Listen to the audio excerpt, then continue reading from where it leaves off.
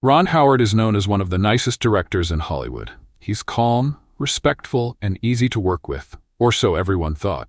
But at 71, the Oscar-winning director finally opened up about the 6 actors who pushed him too far. Some had huge egos, others brought chaos to the set, and one, number 2, left fans completely stunned.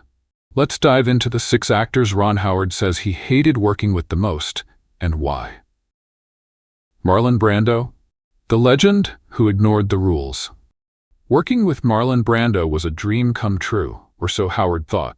But on set, Brando was unprepared, distracted, and didn't follow the script. He even walked off set for hours, then returned wanting to redo entire scenes. Howard stayed professional, but the constant chaos was too much. Eventually, the film fell apart and was never finished as planned. Brando was a legend, but Howard learned, talent isn't everything if you can't respect the people around you.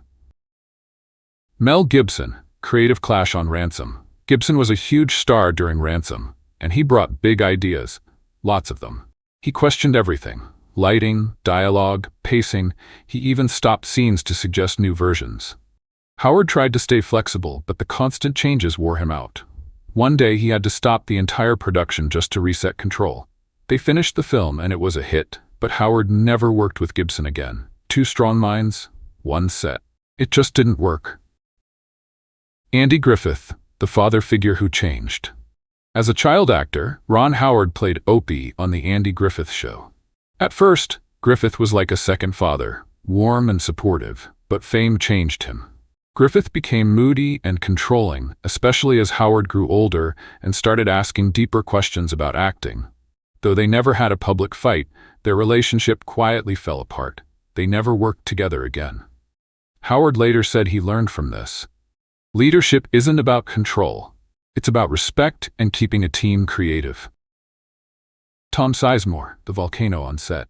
When Howard directed Ransom in 1996, Tom Sizemore's powerful acting brought intensity to the film. But behind the scenes, it was a different story. Sizemore's mood changed often. Some days, he was electric. Other days, he couldn't focus. Howard believes preparation gives actors freedom, but Sizemore's unpredictability made that impossible. The set atmosphere changed. Tension rose. At one point, Howard had to stop filming just to reset the energy. His lesson? Great talent isn't enough. You need trust and consistency to keep a film on track. Russell Crowe, A Beautiful Mind, A Difficult Process. Howard and Crowe made A Beautiful Mind, which won Best Picture. But getting there wasn't easy. Crowe was intense and constantly wanted to change scenes, rewrite lines, and take control. Howard stayed calm, but the daily battles were exhausting. With some actors, you steer, he said later. With Russell, you hold on tight and hope.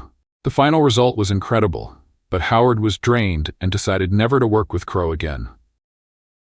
Henry Winkler, the friend who took the spotlight. Happy Days started with Ron Howard as the lead. But when Henry Winkler showed up as Fonzie, everything changed. Fans loved Fonzie. Soon, scripts, posters, and attention all shifted toward Winkler. There was no fight, but Howard felt sidelined. That hurt, but instead of quitting, he used the experience as a lesson. He began watching The Crew, learning how directing worked. Losing the spotlight helped him realize what he truly wanted, to be behind the camera. Ron Howard spent his career avoiding drama. But even he has limits. These 6 actors, each in their own way, tested his patience and taught him big lessons.